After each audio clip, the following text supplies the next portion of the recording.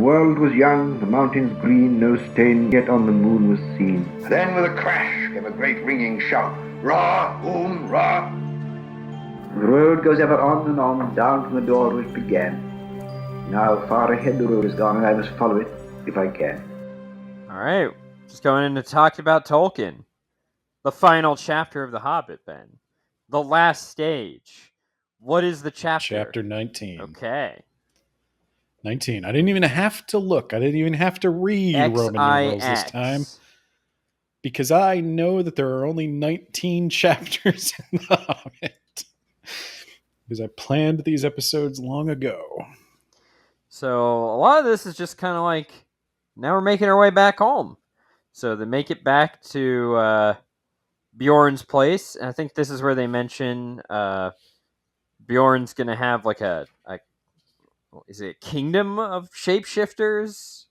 That was all last chapter. Whatever. Some of these chapters blend together, Ben. That was all last chapter. Do you want me to add that into the previous? I don't care. You're the one editing. You do whatever you want.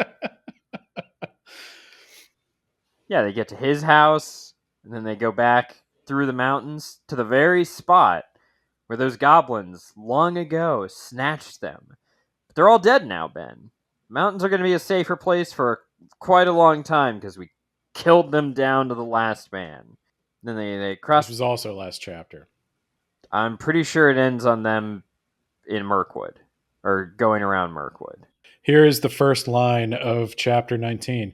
It was May the 1st that the two came back at last to the brink of the Valley of Rivendell. Well, all right then. Add this on the last chapter, Ben.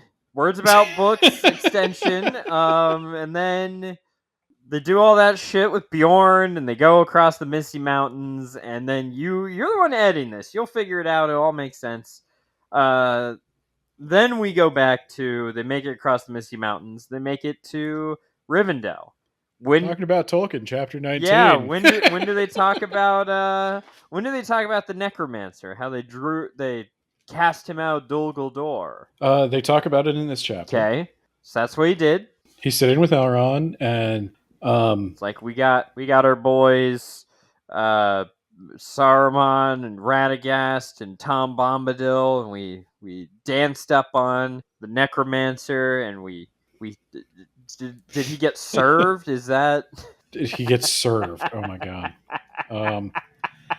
So yes, I'm going to restart this episode. I think I'm just going to restart this episode.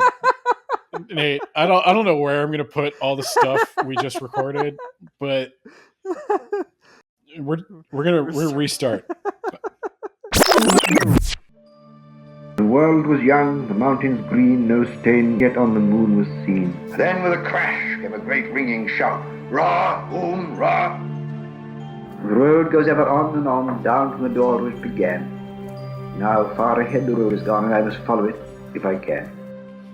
Chapter 19, talking about Tolkien. Talking about Tolkien.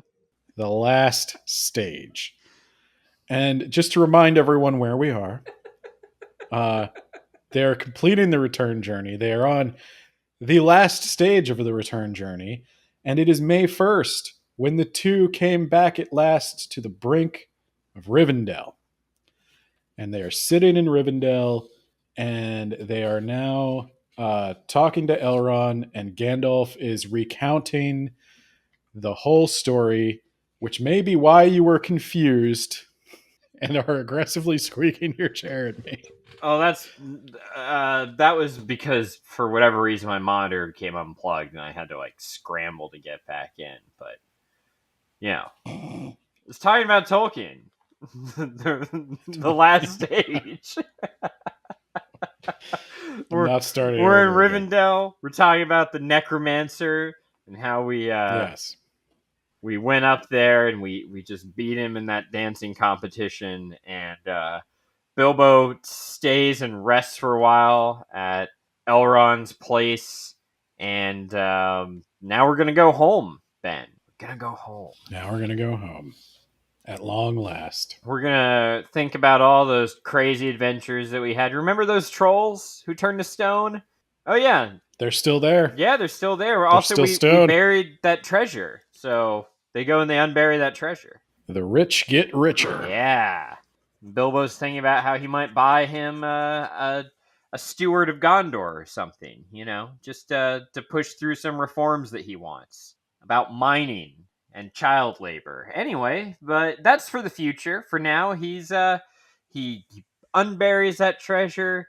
He goes home and finds all of his shit is out on the lawn, and there's a for sale sign, and there's a guy like $2 for this, going once, going twice. They're auctioning off all this stuff, Ben. It turns out when you go missing for a year, people are just like, I kind of want his coffee table. Oh yeah, he's got real silver for his forks and spoons. I kind of want some of that. And they're like, dibs on his bed. It is interesting that one of the things Gandalf says to Bilbo when they dig up the treasure, Bilbo, despite your slander of him, Bilbo says, Gandalf, why don't you take the treasure? You can use it in your ministry or whatever it is you do. Yeah, I'm already super rich, man. Yeah. I could already buy my yacht, okay? Gandalf's like, you might want to take some of this. You never know. I think you might find your need is greater than you realize. Gandalf knows they're auctioning his shit, and Gandalf did nothing to prevent this. Yeah. That's some Odin stuff. Yeah, that's... Gandalf could have just told, one guy, hey, Bilbo's going to be away for a little while. Yeah. If he's not back in 2 years, then you can start. But you have to wait 2. But that's okay, because Bilbo gets most of it back anyway. He's never going to find that silverware again. That's gone. And his relationship with the Sackville-Bagginses, that's forever destroyed, Ben. The Sackville-Bagginses have and always will be the true villains of all Lord of the Rings. Don't they help Saruman? Ooh, that's a good one. I don't remember. I don't know. Off the top of my head, I do not remember if the Sackville-Bagginses sell out their own people to Saruman. But boy, that would be something. What else you want to say, Ben? Bilbo writes his memoirs. He's wealthy. And then at the end, Balin and Gandalf show up. And he's like, oh yeah, come on in. The end. Okay. So there's a couple of interesting things. By far the funniest part is that they are auctioning off all of his stuff when he gets back, and that he has to return. He's gone on this grand adventure where he has fought along. He has won the loyalty of kings and lords. He has a magic blade. He has a magic ring. He has seen monsters and dragons and flown on eagles.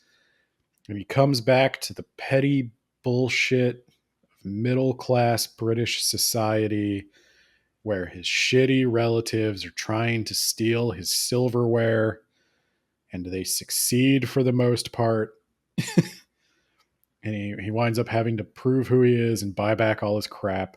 And I think that's a perfect conclusion to The Hobbit. I think that was funny.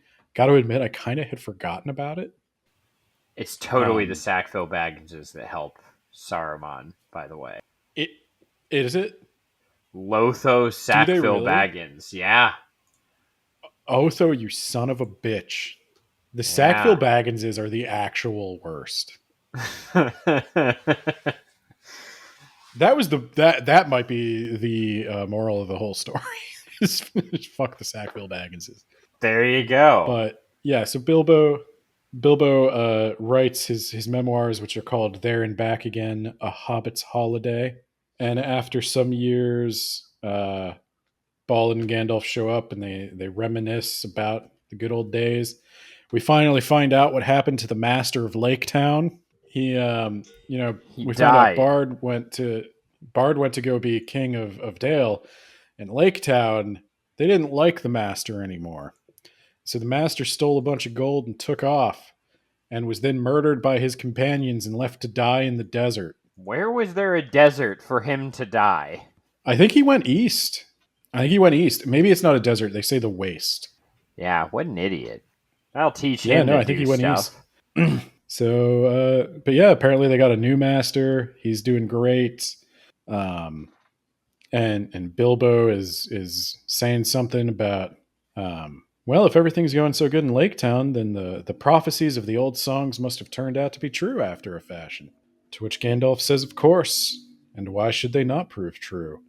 Surely you don't disbelieve the prophecies because you had a hand in bringing them about yourself. You don't really suppose, do you, that all your adventures and escapes were managed by mere luck, just for your sole benefit? You are a very fine person, Mr. Baggins, and I am very fond of you. But you are only quite a little fellow in a wide world, after all. Which is, of course, a secondary theme. Maybe a secondary thesis statement. That, Aside from fuck again, the Sackville-Bagginses. well, I think our first thesis statement was if more people valued people over money, the world would be a better I'm place. willing to start valuing people if you give me my million. Well, I guess with inflation, give me 10 million. We're cool. I'll start going out and helping my community and whatnot. Just give me my $10 million and we're good. What's the first thing you would do to help your community if you had $10 million? I would run for city council.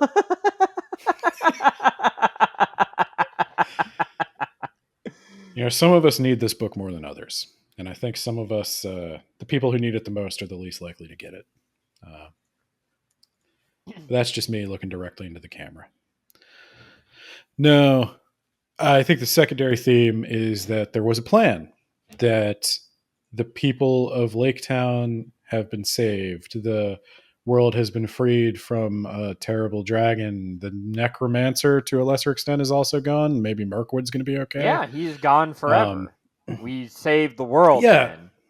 We saved the world, and we will certainly not force a burden of our own making onto our children.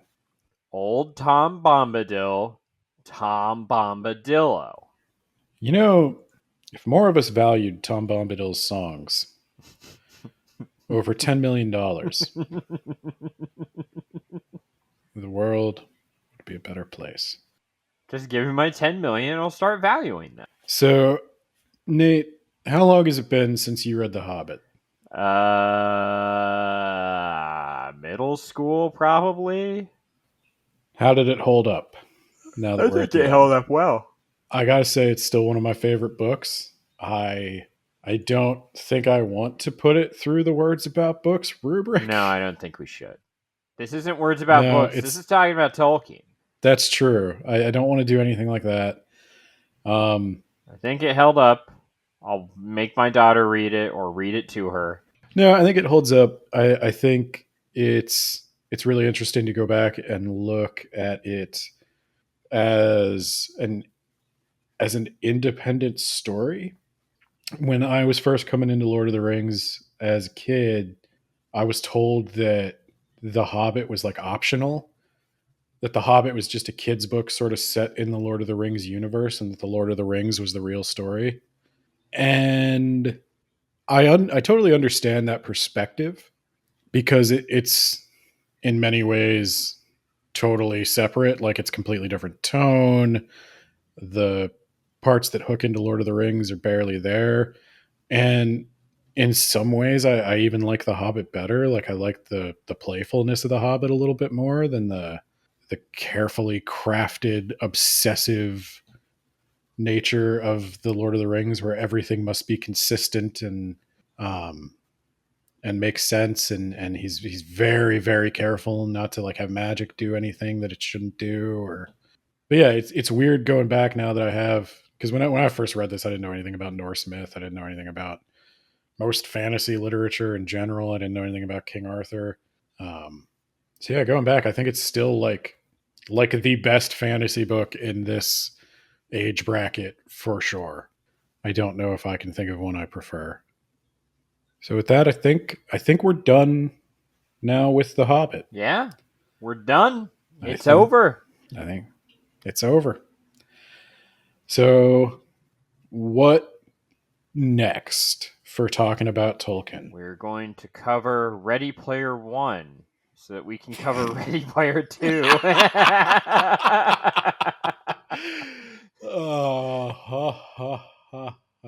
No. No, so I said at the beginning of this, if it does well enough, we'll do Lord of the Rings as well. And I do think it has done well enough. From what I can tell, just peering behind the curtain a little bit, it seems like a lot of people, at least most of our normal audience for Words About Books, seems to tune in for this. And it's got a pretty consistent following that I'm pretty proud of.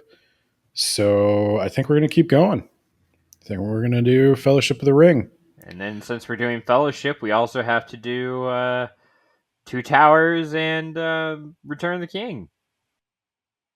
Yeah, so that's going to be a years long project. I think we're probably going to split that up into the 6 books that it actually is divided into. So like there's a book 1, book 2 of Fellowship of the Ring, a book 1, book 2 of Two Towers. We're going to split that up into 6 parts, and there's going to be a break between each part. So one of the things that anybody who's been following this regularly or like looking forward to it will notice is that we were not able to release it consistently when we said we would. I knew that was a risk, taking on a second podcast almost. And I'd like to avoid that in the future. I'd really like the episodes to come out like once a week on the same day. So we're going to take a break between what I'm going to call seasons, I guess, between these books. Probably about a month each time to work ahead to make sure there's plenty of episodes in the bank so that if I get sick or anything like that happens, family stuff comes up, we're covered. So with that, from the day this releases, we are going to be on a hiatus for 4 to 6 weeks to get started on Fellowship of the Ring. However, if you are a patron, you will still get these episodes as they are edited, which means because I am planning on working ahead, I cannot promise you when or how many episodes ahead I will be, but because we were planning on working ahead, if you want those episodes, I will be uploading them to the Patreon as soon as I finish editing them. So the patrons will not have to wait. My goal, kind of, is to keep basically a weekly schedule so that like the patrons are not, they aren't going to notice a difference, but they may. That's the thing with the Patreon. Like I'm not promising a regular schedule there. Some weeks you might get 2 episodes, some weeks you might not get any. But yeah, I just wanted to let everyone know what I was thinking. If you're interested in the series, if you're interested in Fellowship of the Ring, that's when it'll be coming. I'll do some sort of announcement. We'll talk about it on Words About Books probably. We'll also do like Threads, Instagram, Discord, TikTok, that stuff. We have a TikTok. I've never uploaded anything to it, but I did reserve the name. All right. With that, bye. Bye, and we'll see you soon. The road goes ever on and on, down from the door which began. Now far ahead the road is gone, and I must follow it, if I can, pursuing it with eager feet until it joins some larger way, where many paths and errands meet, and whither then I cannot say.